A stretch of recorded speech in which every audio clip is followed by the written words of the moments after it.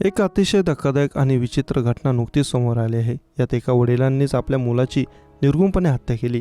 पोलिसांनी या प्रकरणी मुलाच्या आई वडिलांना अटक केली। आरोपींनी या हत्येमागे जे कारण सांगितलं ते ऐकून पोलिसांना धक्का बसला। ही घटना मध्य प्रदेशच्या इंदूरमधून समोर आली आहे। काही दिवसांपूर्वी इंदूरच्या इरोतोमी पोलीस स्टेशन परिसरातील आयडिया मल्टीजवळ एक अनोळखी मृतदेह आढळून आला होता, ज्याचे तोंड पूर्णपणे ठेचलेले होतं। तो मृतदेह पोत्यात भरून फेकून दिला होता। मृताच्या डोक्याचा चक्काचूर झाला होता, त्यामुळे अनेक दिवस पोलिसांना मृतदेहाची ओळख पटू शकली नाही। हे कोणाचं प्रकरण पोलिसांनी उघडकीस आणल्यावर पोलिसांनाही धक्का बसला, कारण पालकांनीच आपल्या मुलाचा खून करून त्याचा मृतदेह गोणीत फेकून दिला होता। अज्ञात मारेकराचा शोध घेण्यासाठी पोलिसांनी परिसरातील सीसीटीव्ही कॅमेऱ्यांचे फुटेज तपासले असता एक व्यक्ती गाडीवर जैन नमकीनची पोती घेऊन जाताना दिसला। पोलिसांनी माहिती गोळा केली असता मृताचे वडील आपल्या मुलाचा मृतदेह त्यात घेऊन जात असल्याचे त्यांना समजले। यानंतर पोलिसांनी वडिलांना अटक करून संपूर्ण खून प्रकरणाचा पर्दाफाश केला।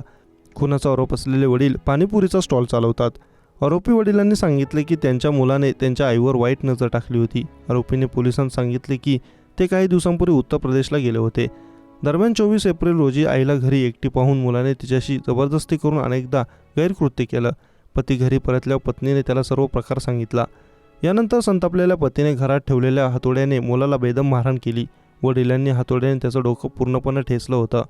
आपल्या मुलाला त्याच्या कृत्याची शिक्षा देण्यासाठी वडिलांनी आधीच त्याचं डोकं हातोड्याने ठेचलं आणि नंतर काही दिवस त्याचा मृतदेह घरातच राहू दिला।